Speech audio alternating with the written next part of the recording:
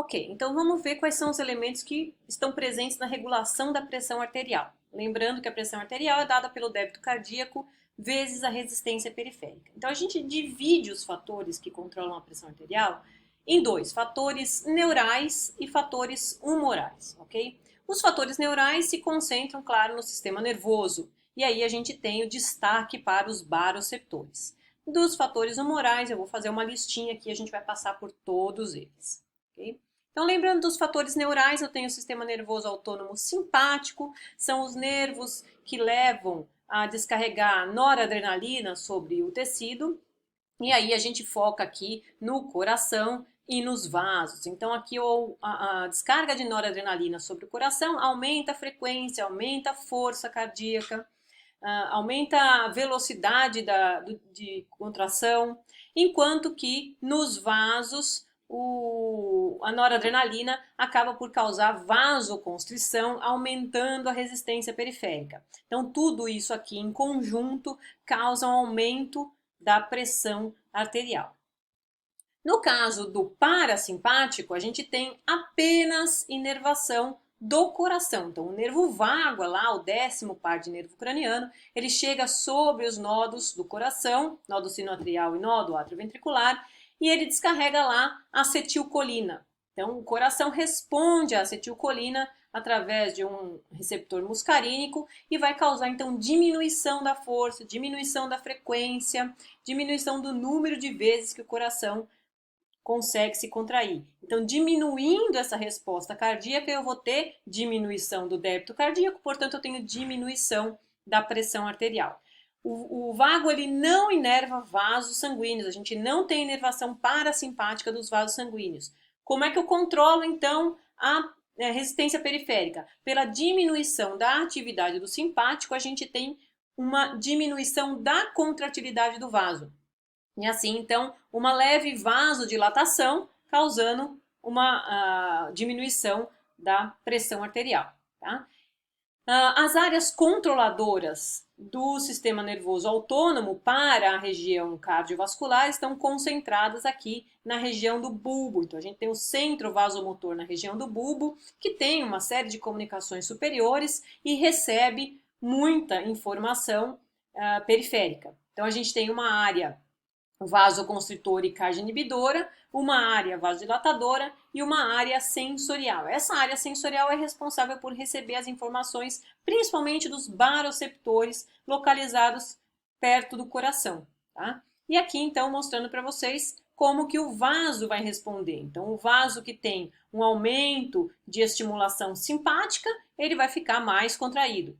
Um vaso que tem diminuição da estimulação simpática, ele fica um pouquinho mais dilatado. E aí ele vai fazer essa regulação de acordo com a frequência de estimulação do sistema simpático. Então, isso aqui é o tônus vasomotor. Em relação à recepção de informação sensorial, a gente tem uma distribuição pelo corpo de baroreceptores. Os baroreceptores, eles são receptores sensoriais de estiramento. Então, eles percebem o quanto está estirado o vaso. Quando a pressão do sangue está alta, o sangue empurra mais o vaso quando ele bate, e esse empurrar do vaso estimula os baroreceptores. Então, a gente tem baroreceptores, um conjunto deles localizado aqui no arco aórtico, e mais uma grande quantidade localizada no seio carotídeo, na divisão das carótidas aqui, para a chegada na região cefálica, né? Então, uma grande quantidade desses baroreceptores percebe qual é a pressão nessa região para manter sustentado a quantidade de sangue que chega no seu cérebro. Tá? Então, esses baroreceptores, eles mandam sinais diretamente lá para o bulbo, para a região que vai controlar a pressão arterial, e ela, então, vai disparar mais o simpático ou mais o parasimpático para fazer a regulação. Então, aqui os baroreceptores, né, na região cardíaca. É claro que eu não tenho baroreceptores só nessa região do coração, tem outras regiões do corpo, mas essas são as mais representativas no sistema cardiovascular. Chega a informação no bulbo através de nervos que levam a informação dos baroreceptores e retorna lá para o coração através do vago ou da rede simpática, que daí também vai para os vasos. Então, para ter uma ideia dessa estimulação, a gente tem aqui, ó, aumento da pressão arterial, leva a uma estimulação dos baroreceptores. Essa estimulação inibe o centro vasomotor, lá no bulbo. Essa inibição do centro leva à vasodilatação, portanto, diminui a pressão arterial. Essa diminuição da pressão arterial leva os baroreceptores a não mandarem mais sinais para o bulbo, e aí ele fica automaticamente estimulado. Então, o centro vasomotor se autoestimula, levando a uma situação de vasoconstrição que retorna a pressão arterial para cima. E isso aqui, esse ciclo, né, ele fica acontecendo o tempo todo na nossa vida. Então, tudo que você faz, se você agachar para pegar alguma coisa, se você levantar, essa variação de pressão que acontece no nosso corpo o tempo todo é controlada pelos baroreceptores, que são um sistema muito rápido de controle da pressão, não deixa você ficar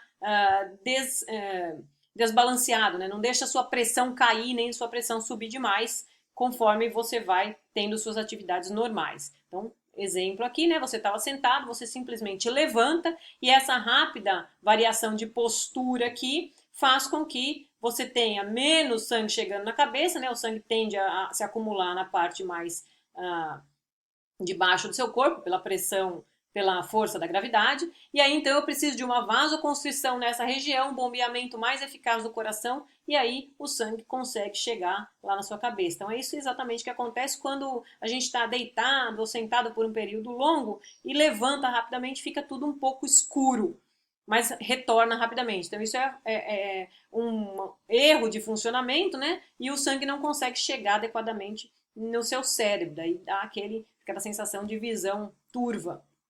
Mas isso é rapidamente corrigido pelo sistema. Só que esses baroreceptores, eles não funcionam em longo prazo. Então, eles são um sistema imediato de regulação da pressão, com pequenos ajustes, pequenas variações ao longo do dia. Se você contar com ele para recuperar uma pressão de um indivíduo que tem hipertensão, ele não vai funcionar. Né? Então, já tem um novo estabelecimento de qual é a pressão normal do indivíduo e esse sistema não funciona em longo prazo. Um outro fator aqui, também considerado ainda intermediário entre os fatores humorais e fatores neurais, mas que eu coloquei aqui como fatores humorais, são as catecolaminas. Tá? Então, por que eu coloco ele entre um e outro, mas estou categorizando aqui por escrito, né? Ele está dentro dos fatores humorais. As catecolaminas, elas incluem não apenas a noradrenalina, a adrenalina também, né? E a noradrenalina aqui, ela é despejada no sistema por atividade do sistema nervoso autônomo simpático.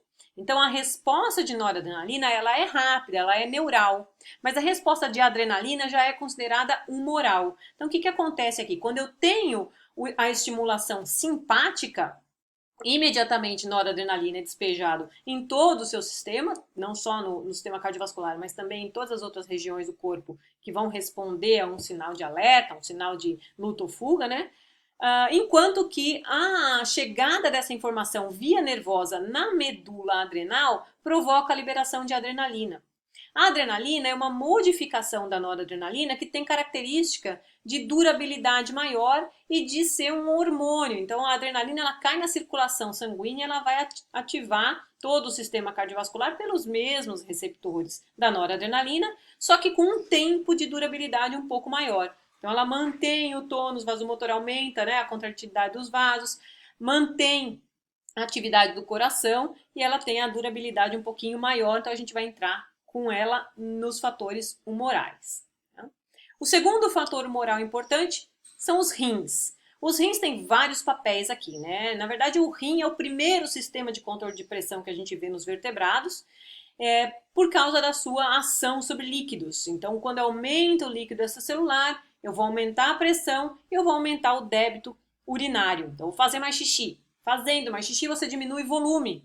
Diminuindo o volume, você diminui aqueles fatores físicos que eu falei lá no comecinho, e aí você diminui a pressão, então. Então, o rim controla a pressão por diurese, né, um mecanismo super simples, é só fazer mais xixi, que mostra aqui nesse quadrinho. Então, nesses 3 gráficos aqui, vocês estão vendo pressão arterial nesse de baixo, débito urinário e débito cardíaco. Neste momento aqui, ó, houve a infusão de um volume no indivíduo. Então, essa infusão de volume aqui aumenta, logicamente, a pressão arterial. Por que que aumenta? Porque aumentou o débito cardíaco e aumentou o volume geral no indivíduo. Só que ao longo do tempo isso aqui vai diminuindo e retornando para o normal. Como que isso aqui vai diminuindo? Vai diminuindo de acordo com a diurese. A partir do momento que o indivíduo começa a perder água por diurese, volta então o volume ao normal e a pressão recai novamente. Como é que esse aumento de volume vai causar um aumento de pressão? Então quer dizer que se eu beber água eu aumento minha pressão? É mais ou menos isso mesmo, né? Então o volume que você tem de líquido extracelular vai aumentar. Você bebe água, você bebe aí meio litro, 1 litro de água de uma vez, o volume vai aumentar primeiro no líquido extracelular, assim que absorver essa água do seu trato gastrointestinal. Depois ele vai entrar no sistema circulatório. Então aumenta o volume de sangue. O aumento de volume de sangue vai aumentar o enchimento cardíaco, vai aumentar o retorno para o coração. O coração vai se encher mais e vai aumentar o débito. Quanto mais ele enche, mais ele ejeta. Lei de Frank-Starling. Então ele ejeta muito.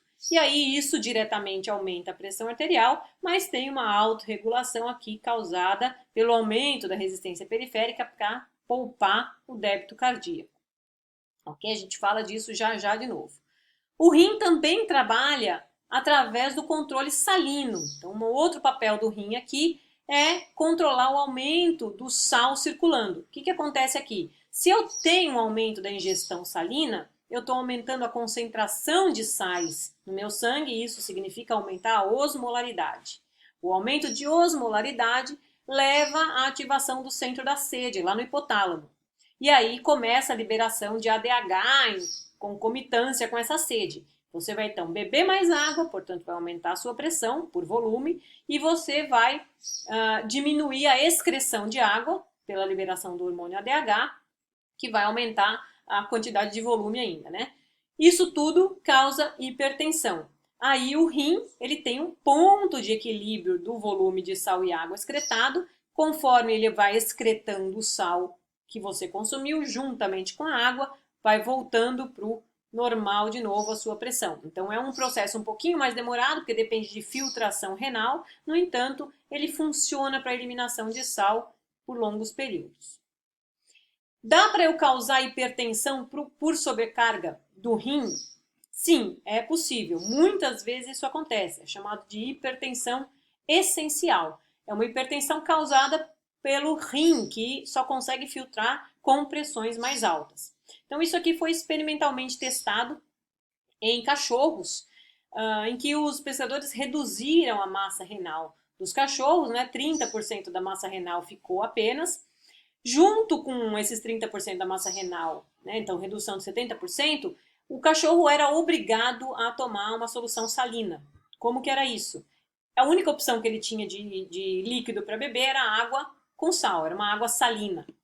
Essa água salina causava sede, o indivíduo então bebia mais, que causava mais sede, bebia mais, e aí, ao longo do tempo, ele foi desenvolvendo a hipertensão. Um pouco cruel, mas ajudou a ciência a entender como é que funciona. Hoje não seria mais permitido, né? Então, o que a gente vê nesses gráficos aqui? Vamos começar aqui de cima. Ó. Volume extracelular, volume sanguíneo, já expliquei a relação entre eles, né? Débito cardíaco em seguida, resistência periférica e pressão arterial. Então, é a pressão arterial que a gente quer entender por que ela fica alta para sempre aqui, né?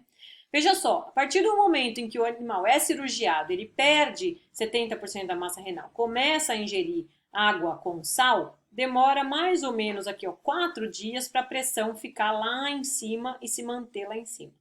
Tá? O que acontece? Imediatamente ocorre um aumento de volume extracelular. Esse volume extracelular é diminuído quando o volume sanguíneo aumenta. Então, o volume sanguíneo aumenta porque entrou agora a água na circulação sanguínea. Esse aumento imediato de água aqui provoca o aumento do débito cardíaco. Então, o coração está trabalhando mais. Em seguida, o sistema de baroreceptores entende que isso aqui está trabalhando mais, né, que o sistema está trabalhando mais, e faz uma vasodilatação, diminui a resistência periférica, acoplando esse volume de sangue. O coração, então, é poupado E os vasos que eu falei que os baroreceptores não mantêm por longos períodos, retornam ao seu tônus normal. Só que eles aumentam ainda mais o tônus para poder poupar ao máximo o coração, que está respondendo a um volume muito aumentado e uma quantidade de sal muito aumentada. E isso aqui, então, estabelece hipertensão.